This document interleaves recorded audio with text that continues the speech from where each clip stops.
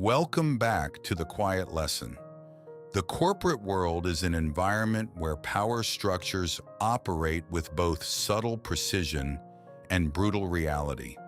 Sometimes your greatest threat does not stem from a lack of capability, but from being too passive, making you an easy instrument for someone else's agenda.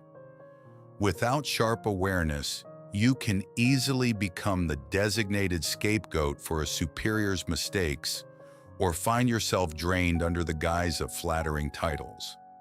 Strategic clarity and quiet composure are your only true armor. Today, let's step into three compelling stories about Ryan, Sophia, and Nathan. Three sharp lessons on neutralizing blame, dissolving emotional manipulation, and protecting your real professional equity. Story 1. The Scapegoat Trap. Ryan was a seasoned tech project manager based in Chicago. The digital transformation project he was handed was already 3 months behind schedule and severely over budget long before he took the reins. However, the department director, who was directly responsible for the initial failures, cleverly transferred the project to Ryan with a flattering pitch. "You are our only hope to save this initiative." Recognizing the severe structural risks, Ryan understood that if the project collapsed, he would become the perfect scapegoat for all past mismanagement. Instead of blindly accepting the assignment and working like a martyr, Ryan activated a strategy of pre-handover risk audit. Before signing off on the transfer, Ryan spent a week conducting an independent risk and gap assessment. He documented every delayed milestone, budget deficit, and technical defect inherited from the previous phase. Ryan emailed this comprehensive audit to the director and executive board, stating clearly, "This project can only succeed with a budget restructuring and a 4-month extension. My tenure begins strictly from this baseline." When complications later arose, the director attempted to blame Ryan's management. However, Ryan's initial risk audit protected him completely. Executive leadership realized the root cause lay in the prior management, and Ryan was recognized as the only leader who brought truth to the table. Never inherit a collapsing structure without an audit. When accepting a high-risk responsibility, draw a clear, written line between past failures and your fresh start. Story 2. Weaponized Victimhood. Sophia was a data analytics lead at a financial institution.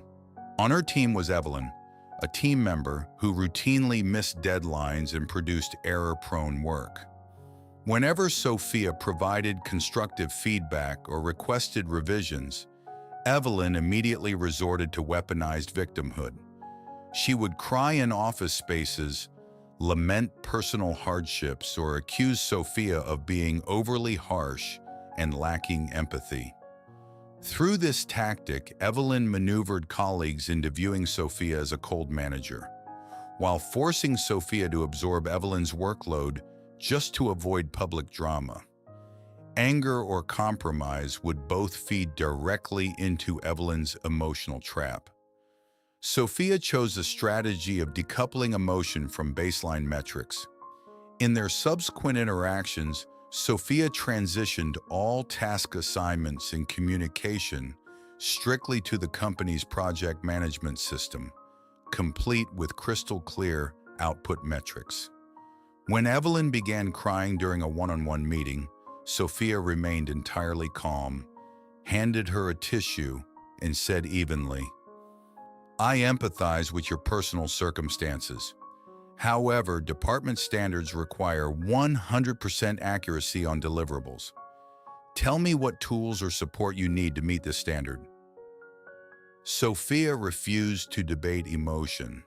She anchored strictly to professional standards and verifiable data. Emotional manipulation only works when you step into the manipulator's script. Use calm professionalism and cold facts to return every conversation to objective reality. Story 3. The Ghost Promotion. Nathan was a star systems engineer at a fast-growing tech startup. After the senior tech lead resigned, executive management appointed Nathan as the acting tech lead. They granted him the impressive new title, tasked him with managing an 8-person team, and made him responsible for the entire system infrastructure. However, they repeatedly stalled his compensation review, refused to allocate additional team budget, and withheld hiring authority. Nathan realized he had fallen into the ghost promotion, absorbing double the responsibility and pressure with only paper authority and zero real resources. Nathan knew that continuing without resources would guarantee burnout and failure. He chose a strategy of resource to responsibility linkage. Nathan proactively scheduled an alignment meeting with the executive team. He presented a concise proposal. "I appreciate the trust you have placed in me. To lead this team toward our upcoming targets, I require 3 essential resources: budget approval authority, authorization to hire 1 additional engineer, and a clear 60-day roadmap for formal compensation adjustment." He politely emphasized that without these resources, an acting role could not yield the results the company expected. Recognizing Nathan's sharp principles and executive mindset, the board approved his proposal, granted the budget, and formalized his raise within the week. Corporate power does not come from titles. It comes from the resources you command. Never take on new responsibilities without securing the matching resources required to execute them. Workplace challenges will always be subtle and demanding, but it is your clear mind, quiet resolve, and strategic boundaries that will protect your value and keep you in control of your standing. Thank you for spending your valuable time reflecting with the quiet lesson today. If this lesson brought value to your journey, please subscribe to the channel and turn on notifications so we can continue to walk together, listen, and cultivate quiet strength every week.